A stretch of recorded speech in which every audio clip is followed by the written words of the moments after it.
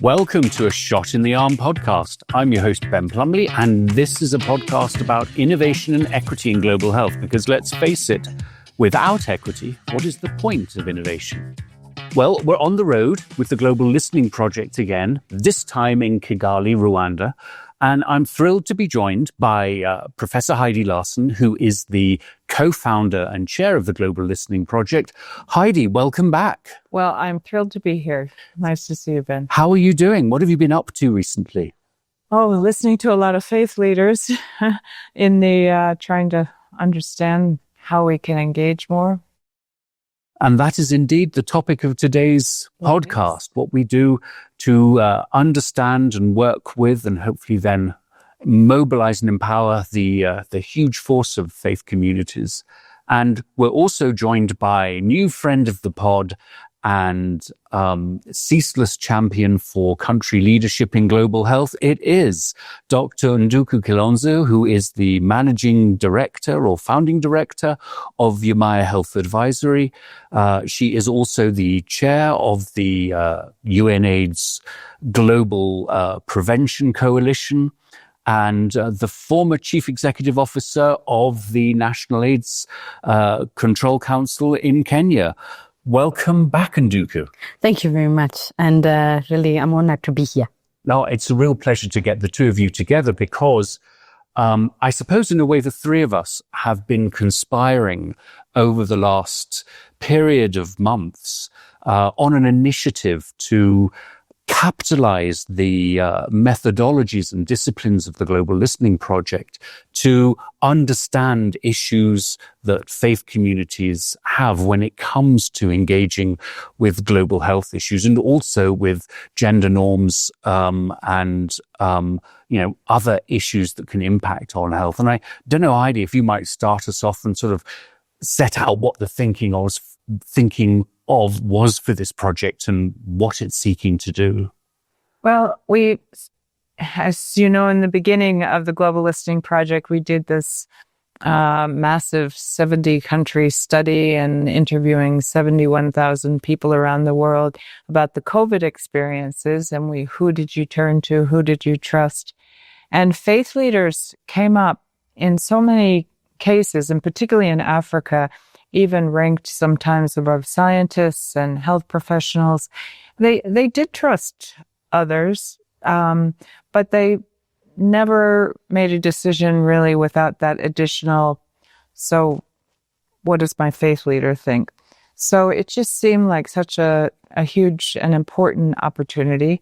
I have to, I don't know if it's a conflict of interest or whatever, but I have a bit of a bias because I grew up as a preacher's kid.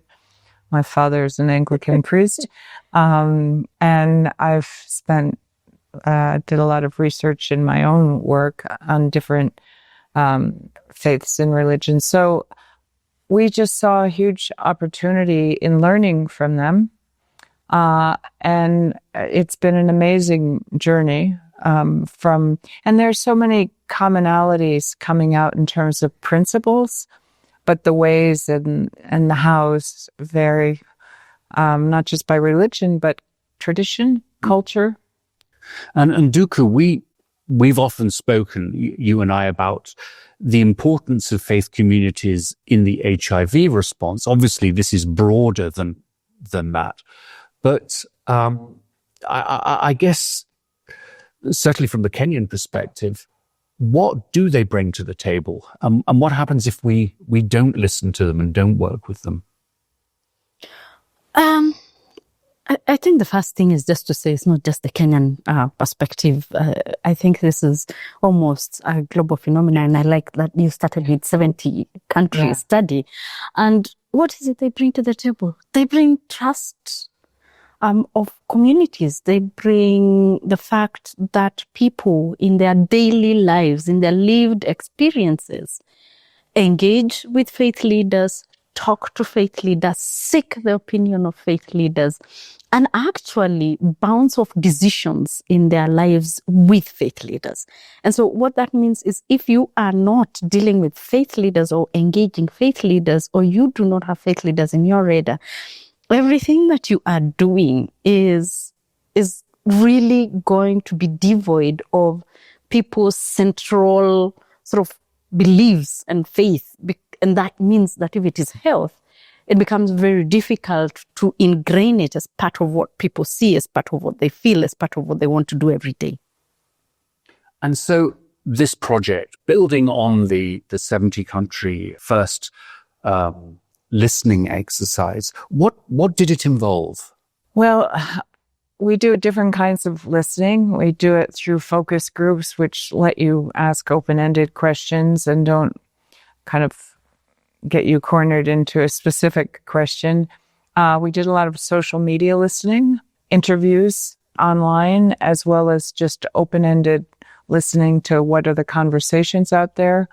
We've in-depth interviews, surveys, a whole range. And it's really, as we call it, deep listening. And the faith leaders are probably among the best listeners. And we've got a lot to learn from them in terms of, listening, because we are in an era of very short attention spans. Oh, yes. And that's not helpful for the kind of trust building that we need. And we've been really seeking their guidance, because they are really the experts at what we need, especially on the issues, as you said, in equity and innovation. So maybe if I just add to that, over the last, we started off in Kenya, and we're doing Kenya and Nigeria.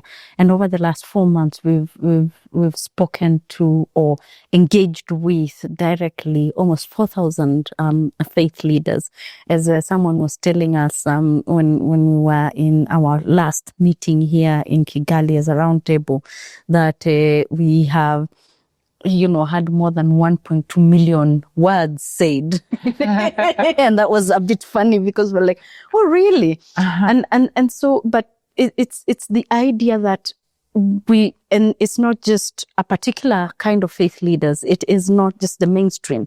We went out of our way in Kenya to understand from emerging, sort of faith communities. And when I say faith, it casts the breadth of Christians, Muslims, Hindus, as well as traditional faith leaders who occupy space in how people choose to deal with their health. And so it was really important to be able to listen to them. Because from a 38,000-foot level, the argument might be that you either need to educate, dare I say, reform faith leaders so that they understand and articulate evidence-based messaging and are not sources of mis and disinformation. You might say that, but I get from the experience here that very, very simplistic approach that has really driven a lot of the global health thinking over the last 20, 30 years is really off the mark, right? Yeah, go for it. Yeah, one of the things actually we heard, which was really interesting, was the faith leaders say, you, whether it's in AIDS or vaccines or whatever health issue, used to engage us a lot. And something happened, and they even put a year on it. 19 years ago, that seemed to have stopped. I was very curious how they picked 19, but we've heard the same in, around vaccines and others.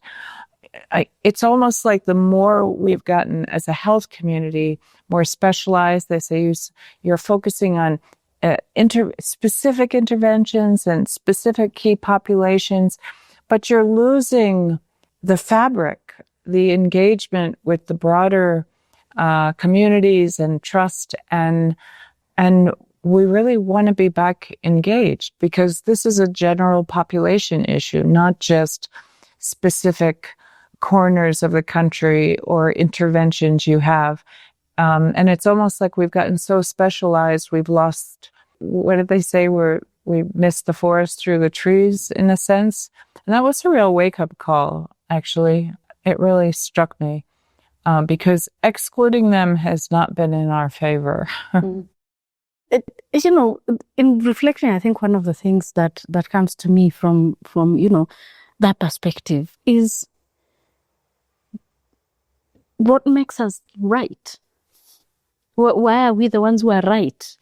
Who said our science is more important than, any other type of information? And that's a question that inherently has been asked. And the whole point of listening and why we have taken this approach is recognizing that we have a view and a perspective, and it is important. Faith communities and leaders have a view and a perspective, and it is important. Now, how do we find a sort of common ground that allows us to move forward? That is the key thing. And maybe let me reflect on something that I was just talking to Heidi just, before we started this podcast. And I said, she asked, what is one of the things that really struck you?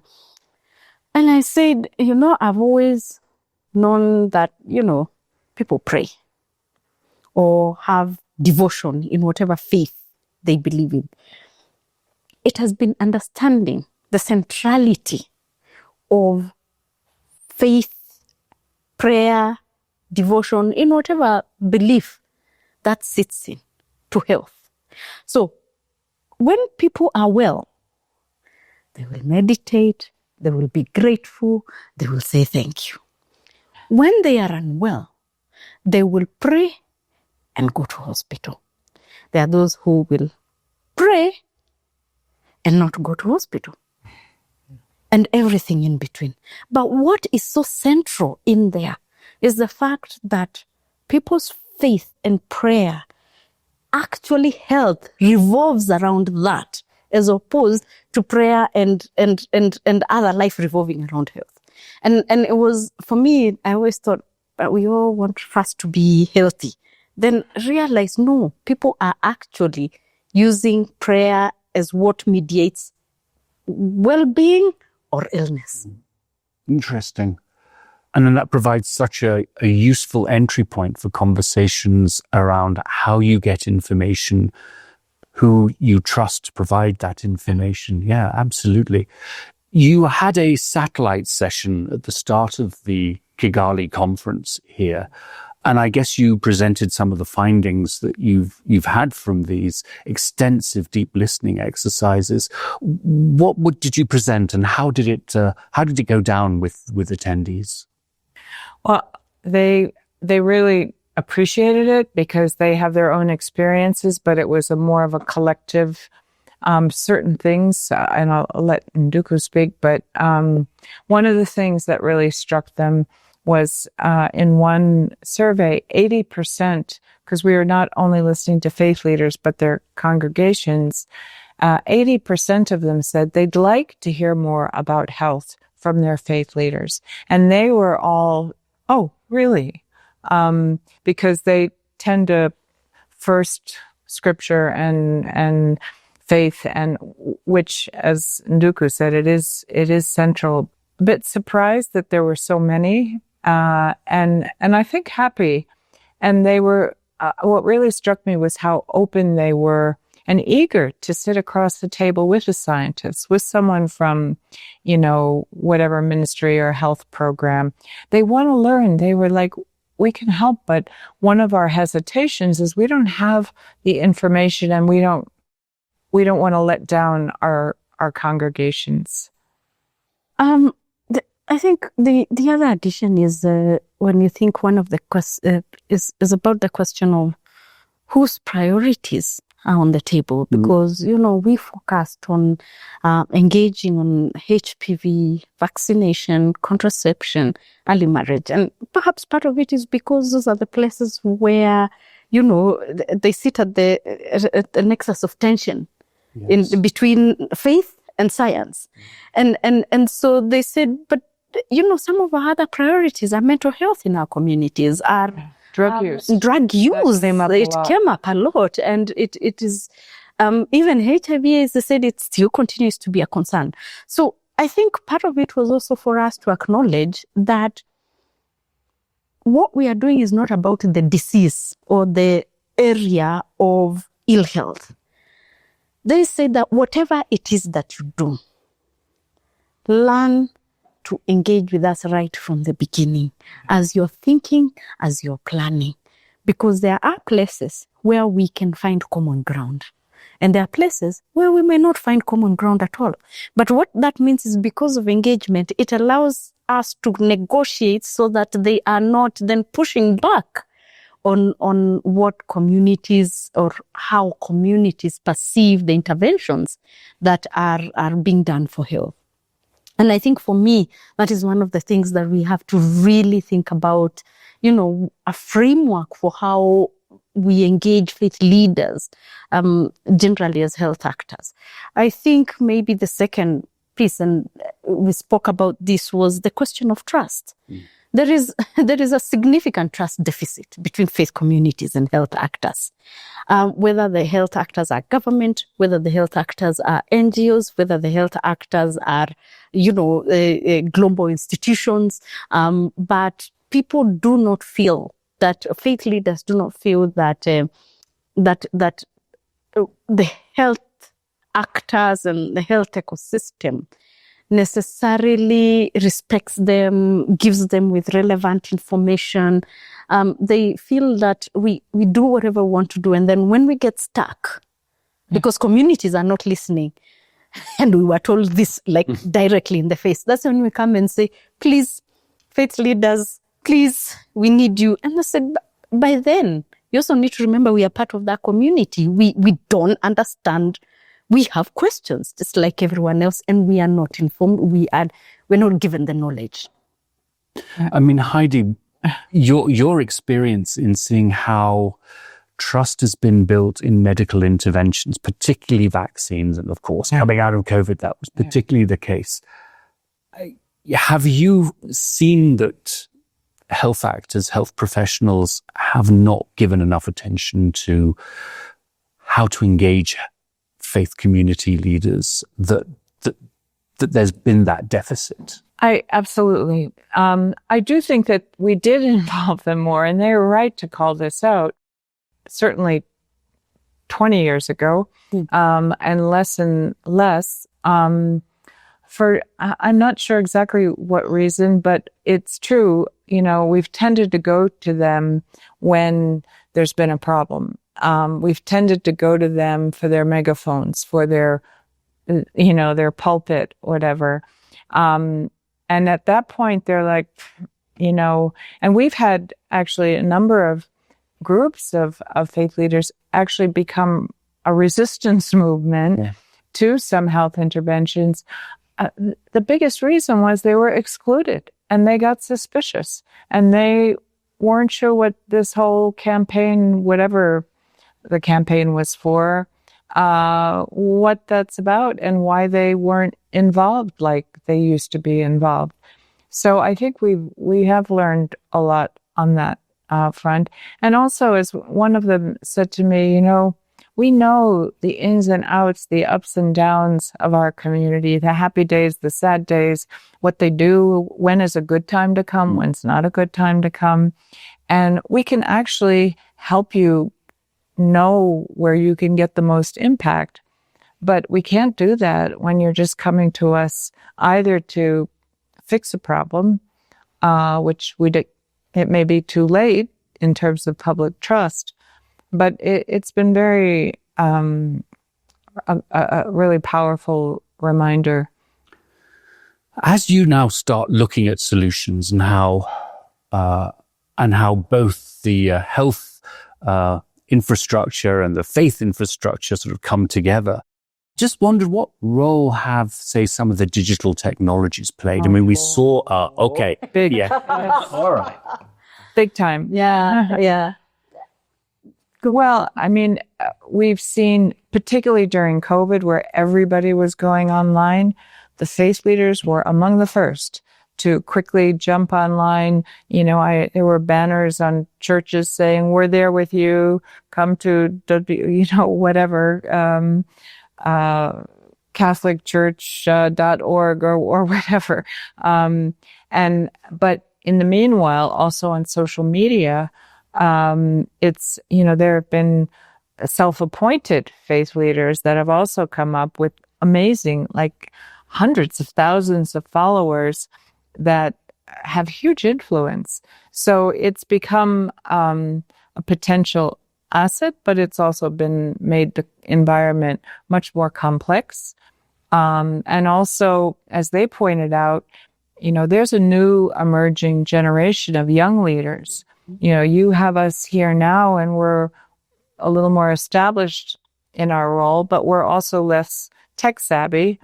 Where you need to go, speaking to us, is in the training, in the formation of these young religious leaders. Because when you get them there, and the people you're trying to reach are more their peers, because peer influence also helps with relevance and trust. I mean, they were just, 2.5 hours with them, had so many, not just principles, but actually very practical things that they were suggesting. But they were also saying, we need a bit of help from you too, in terms of, but I think this bringing together of values and evidence, because, there's, you need both. And we've learned that so many times in different experiences where we had problems with faith, with immunization programs or other programs. So that both values, and because evidence, after all, it's like, whose evidence? I mean, I read a book. I think someone said we also have spiritual evidence. Yeah. And yes, where's the peer-reviewed article about Jesus? Well, where's the WHO grade review of spiritual? Yeah, exactly. Exactly. There are other ways to, and social media is very interesting. The first is, I think one of the things that came up really a lot was that faith, the older generation also recognize faith as a threat in the context, social media as a threat, in the context that it has democratized information, it has allowed, people to challenge what they say. Normally, they were in the pulpit, they didn't get challenged.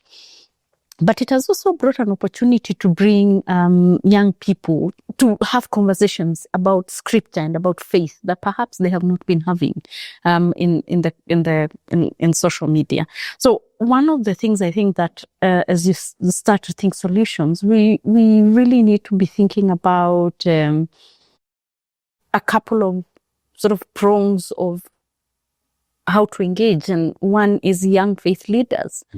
They are influential. They are having a huge following because of the demographics, and they understand tech. They can turn someone's scripts to TikTok content. And I couldn't do that even if I was a faith leader, because I don't know how to.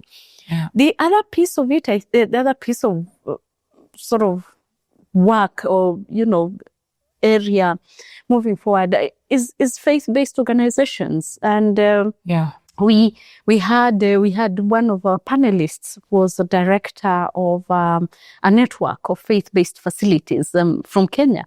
And Dr. Deborah spoke about how much faith-based facilities are so integral in the community. They not only offer services in the facility, but they're the ones that come for teaching to the communities. That is who the chief goes to. And so that is an area we need to understand faith-based communities better, faith-based organizations, how they are networked, their structures, their phones, and leverage those, including for the HIV space right now. Yeah, more than ever. Yes. Yeah. So where now? What happens next? You've got this set of findings. You've got the nub of solutions. What happens next with the project and the work? Well, we have done a lot of the work in Kenya, and there's another significant roundtable. But then we're just starting to do a similar listening intensive exercises in Nigeria. from all of this and just distilling what we're learning. We're going to be developing a resource. It kind of shortchanges it to call it a toolkit, but it's a resource that can draw from the learnings, and we'll do that. We'll co-create it with these faith leaders, and it'll have aspects about, digital storytelling and ways you can use that. We used avatars in some of the interviews, which was fascinating. Yeah. In the data collection, we were trying to kind of use innovative ways, not your typical ways. And we also were, we discovered now the mix of, it's about half and half how much people are online and in person with their faith engagement. And so using those insights to move forward. So I think moving forward, making that available to other countries, seeing how that generates, and really getting a movement going to revive, especially in times right now where the scarcity, the economic challenges, the climate challenges. I mean, if we go back to some of the traditional roots, it was, we weren't on this planet to cut up, buy, and sell land. We were here to tend to land. I mean, we need to get back to some of the principles, and some of these leaders can maybe help with that. But it's, I think trying to get a new faith and health movement going.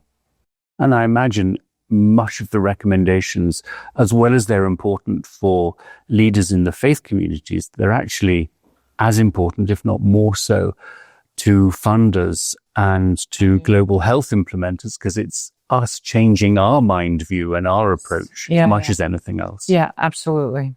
Actually, this sort of resource that Heidi's talking about, the way I see it is that it is the purpose of the resource will be to give us some additional information, knowledge, to build our capacities, funders, health sector, health actors, government policy, on how better to engage with faith leaders.